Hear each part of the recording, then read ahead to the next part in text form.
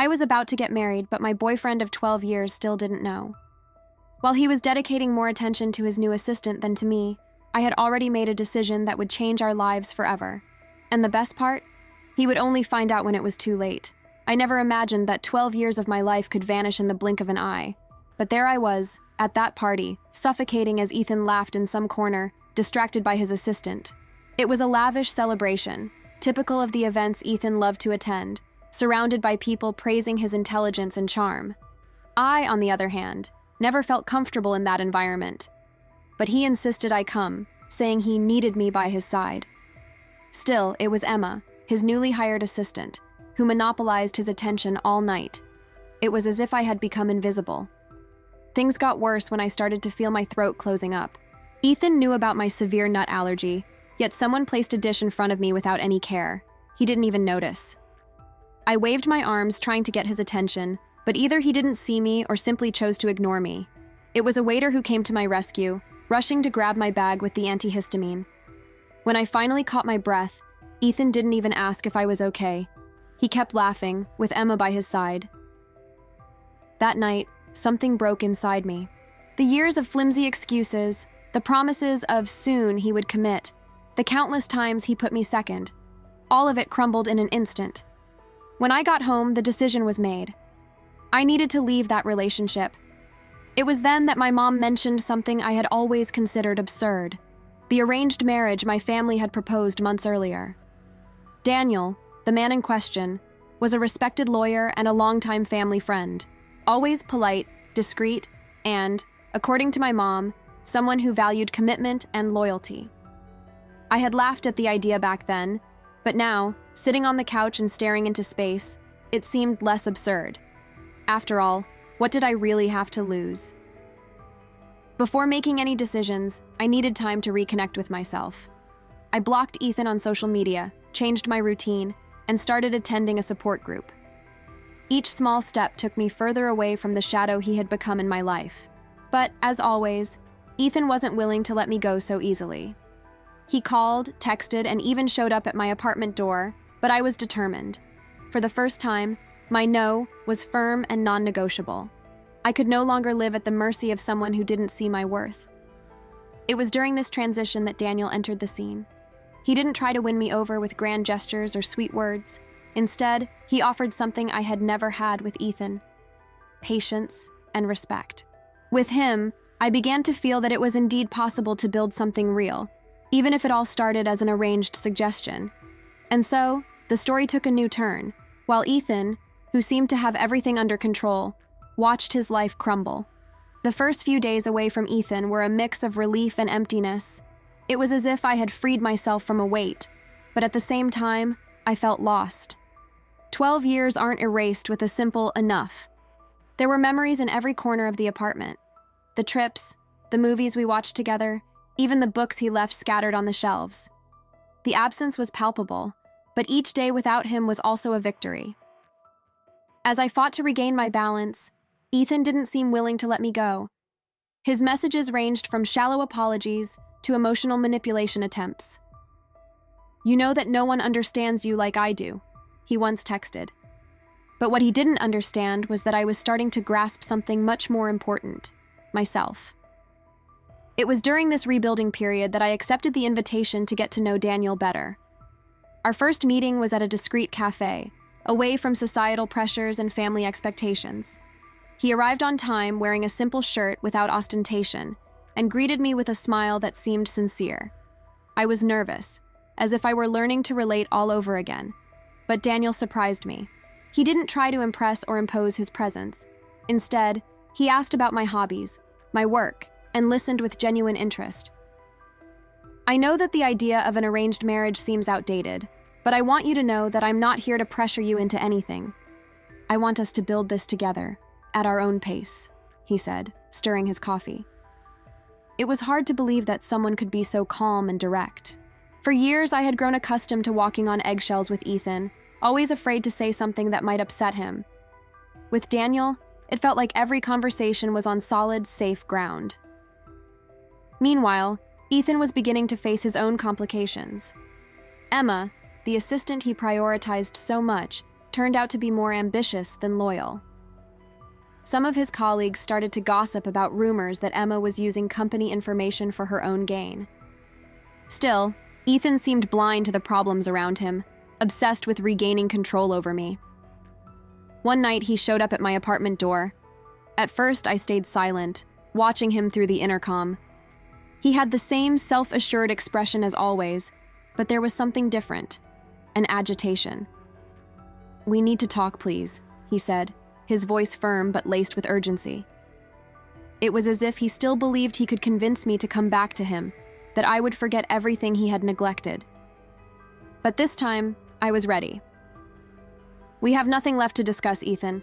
I've given you more than enough time." My voice trembled slightly, but I remained firm. He stood there, as if he didn't know how to react. Then, without another word, I hung up the intercom. Daniel, on the other hand, respected my boundaries in a way I wasn't used to. When I shared my story with him, there was no judgment, only understanding.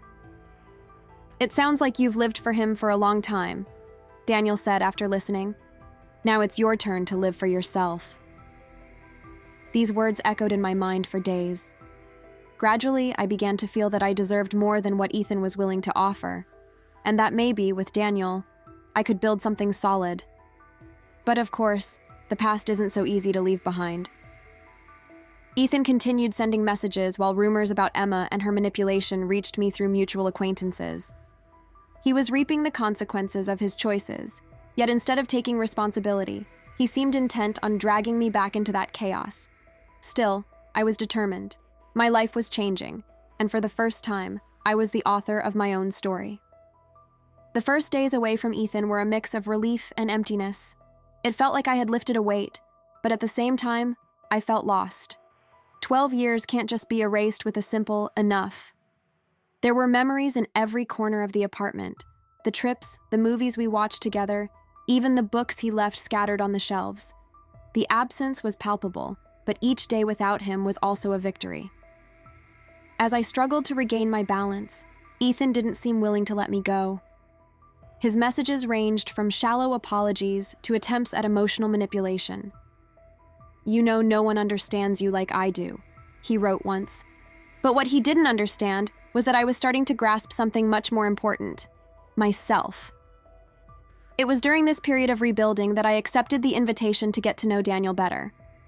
Our first meeting was at a quiet cafe, away from societal pressures and family expectations. He arrived on time, dressed in a simple shirt, without pretense, and greeted me with a smile that seemed genuine. I was nervous, as if I were learning to relate all over again, but Daniel surprised me. He didn't try to impress or assert his presence. Instead, he asked about my hobbies, my work, and listened with genuine interest. "I know the idea of an arranged marriage seems outdated, but I want you to know that I'm not here to pressure you into anything. I want us to build this together, in our own time," he said while stirring his coffee. It was hard to believe that someone could be so calm and straightforward. For years, I had grown accustomed to tiptoeing around Ethan, always afraid to say something that would upset him. With Daniel, it felt like every conversation was solid ground, safe.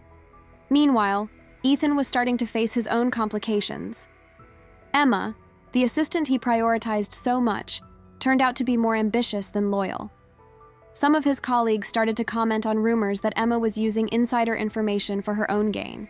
Yet Ethan seemed blind to the problems around him, obsessed with regaining control over me. One night, he showed up at my building's door. At first, I remained silent, watching him through the intercom. He wore the same self-assured expression as always, but there was something different, an unease. "We need to talk, please," he said, his voice firm but laced with urgency. It was as if he still believed he could convince me to come back to him, that I would forget everything he had neglected. But this time, I was ready. "We have nothing more to discuss, Ethan. I've already given you too much time." My voice trembled slightly, but I stood my ground. He stood still, as if he didn't know how to react. Then, without another word, I hung up the intercom. Daniel, on the other hand, respected my boundaries in a way I wasn't used to. When I shared my story with him, there was no judgment, just understanding. "It sounds like you've lived for him for a long time." Daniel said after listening to me. Now it's your turn to live for yourself.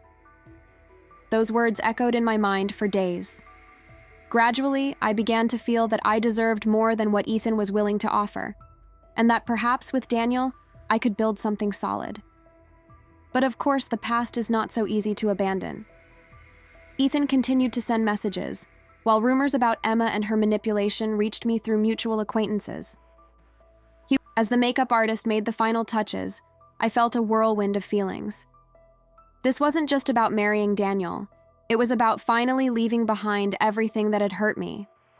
I was choosing something new, something I deserved.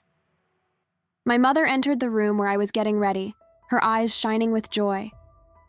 "You look beautiful, my daughter, and more importantly, you seem at peace." Her voice carried a mix of pride and relief. I smiled, but before I could respond, the door swung open abruptly. It was one of the event organizers, visibly nervous.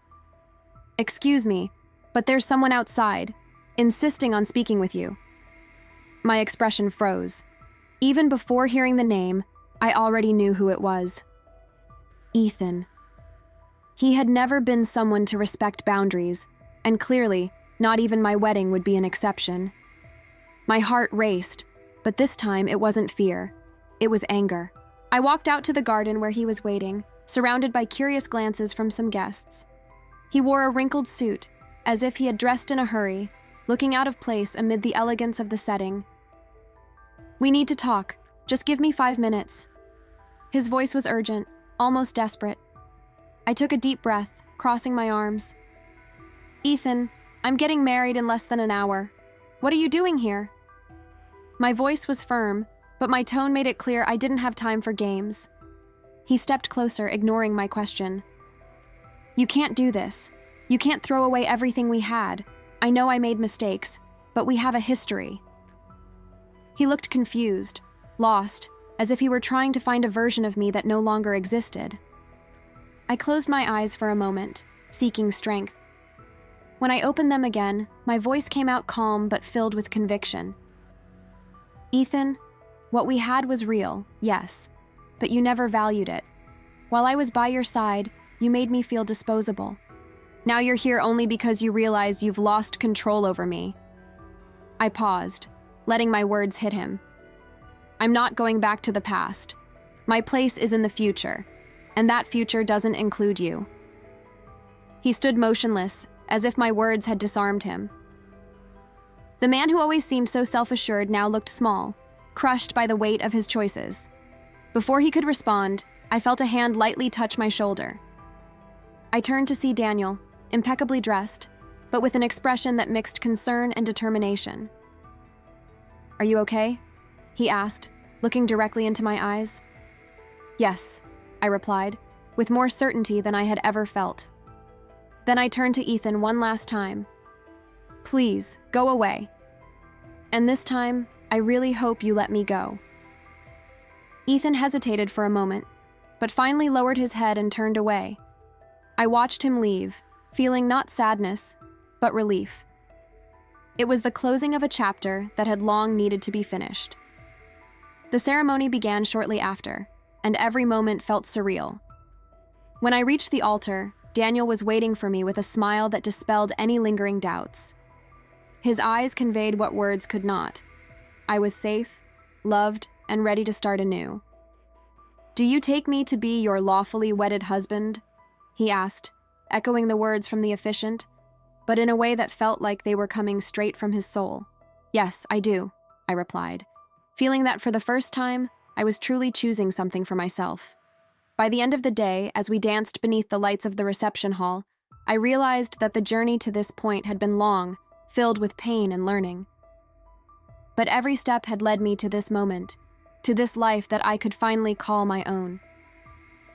As for Ethan, I learned sometime later that he had moved to another city, trying to rebuild what he had lost. I held no resentment, but I also didn't look back. Some stories need to end for others to begin. The days following the wedding were filled with a lightness I never imagined I could feel. The honeymoon, a tranquil retreat in a country house surrounded by mountains and lakes, was the perfect setting to start this new phase. Daniel and I spent our mornings hiking through wooded trails, our afternoons dreaming up plans and talking about the future, and our nights laughing over silly stories as we toasted to what lay ahead. I found myself smiling alone at various moments. It wasn't just because of Daniel's company, but because I finally felt like I was living for myself. For the first time in a long while, the past didn't feel like a constant shadow. It was just that, the past. Returning home, our life adjusted naturally. We decided that his apartment would be our initial home, but he insisted I decorate the space my way. "I want you to feel like this is ours, not just mine," he said. It was a small gesture, but filled with significance.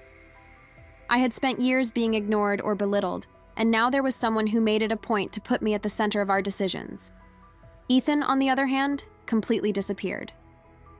The messages stopped, and the few times his name came up in conversations were accompanied by stories about his attempts to start over. There was no more bitterness or sadness when I thought of him, only a quiet acceptance. The pain he caused me transformed into learning, and in a way, I was grateful for it. My relationship with Daniel continued to grow, but not without challenges. A marriage, even one built on respect and patience, still requires work. There were moments of disagreement, days when I felt insecure, and nights when the weight of the past seemed to want to resurface. But Daniel had an almost magical ability to bring me back to the present. "You aren't the same person you were before, and I'm here to remind you of that whenever you need," he would say, holding my hands. Months later, on a sunny spring day, I received an unexpected message from Emma, Ethan's former assistant. For a moment, I hesitated to open it, but curiosity won out. It was a short, direct message. "I don't know if you want to know this, but he finally confronted me and admitted that everything that happened between us was a mistake. I hope you're happy now. You deserve it." I read the message twice, trying to understand what I felt. It wasn't satisfaction, nor a desire for revenge. It was simply the confirmation of something I already knew. I had made the right decision. I deleted the message and went on with my day, feeling lighter than ever. A year later, during a family lunch, my mother commented on how much my life had changed. She held my hand and smiled, emotional. "You know, when we suggested Daniel, I just wanted you to have someone who valued you, but I never imagined you would find so much personal growth. I'm so proud of you." Those words stuck with me. The marriage didn't save me. It was the starting point. It was the decision to walk away from a relationship that was destroying me and make space for something better. And above all, it was the commitment I made to myself, not to settle for less than I deserved. My life with Daniel wasn't perfect, but it was real. Each challenge was faced with dialogue and respect. Each day was a conscious choice to continue building something together. And so, my story with him became much more than an escape from the past. It was a future that finally made sense.